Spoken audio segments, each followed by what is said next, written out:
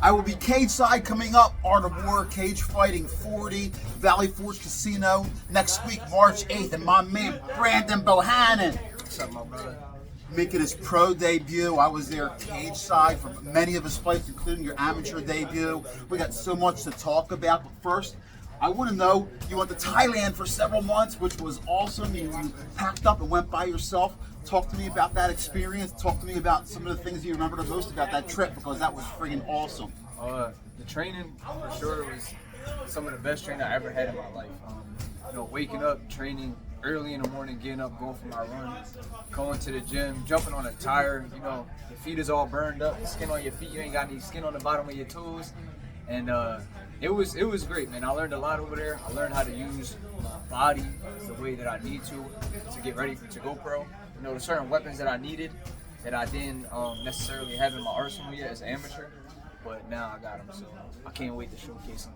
Well, you already had a lot, every tool in the toolbox, I thought, but you grew up, you've been training over here for a long time. I love how you didn't rush into fighting as a pro. You're 23 years old now, yeah. And you were basically jiu-jitsu, and then in here, and is that the reason you went over there? You said, let me get a pure Muay Thai look? Is that what your choice was for that? I do Muay Thai over here as well, right here at this gym, Bucks Martial Arts, and I've been training there for about a little over a year now. Have a few Thai fights, but it's just a difference, man. Like training Muay Thai in Thailand, in the home of Muay Thai, versus training back home here. It's kind of, I don't want to say night and day, but a little bit night and day. You feel me? And there was just certain weapons I needed to experience in a fight, and that's why I went over there to fight. I had a pro Muay Thai fight over there, fought in the arena, and just feeling with the elbows feels like on somebody's face, but also on my face too. Feeling kicks to the head, and everything that I felt I needed to experience before turning pro back here. Well, let me ask you this, right? Over there, right, besides the fighting and the training, right, now you're done fighting and training and you're resting. You don't have your friends or your family. Did you find more time for yourself to think, meditate? What did you do with your downtime? Yeah, absolutely. I got closer in my faith while I was over there. I got closer to God. I read the Bible a lot, and it was a test spiritually while I was over there. I'm surrounded by a lot of I would say sin, I'm surrounded by a lot of sin. There's a lot of sexual things going on, partying, and just, it's crazy. Thailand it's a different world. There's training, but there's also a lot else that you could go there for, and it tested my faith. And after I fought, I had a lot more downtime.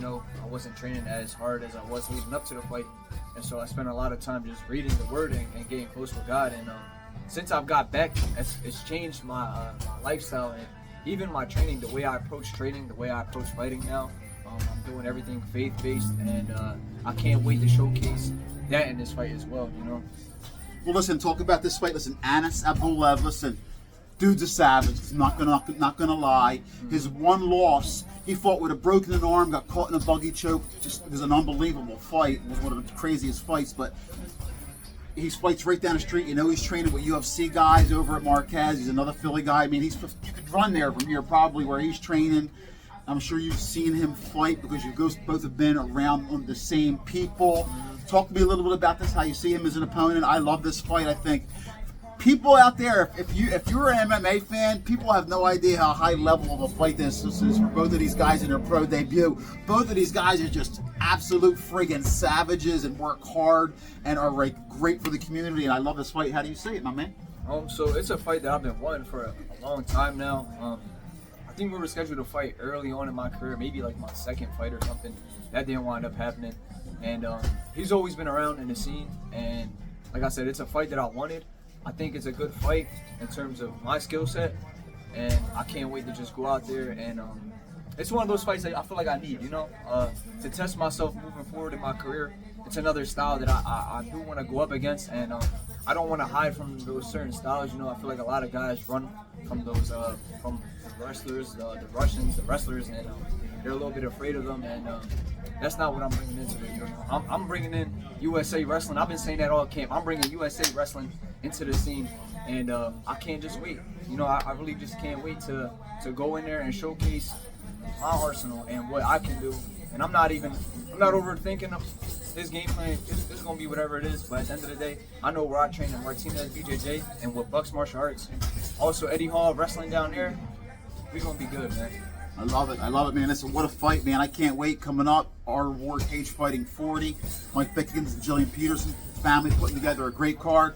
Before we go, my man Brandon Bohannan, pro debut, and let me tell you something. I always said he modeled himself after one of the guys he trains with a lot, is that Zed Montanez, and that's because, man, you're going to see knees and elbows, and you're going to see spectacular speed, and I can't wait to see the evolution of his career. I think he's got a bright career ahead of him. I think Anis does too. I think both of these guys with a great fight.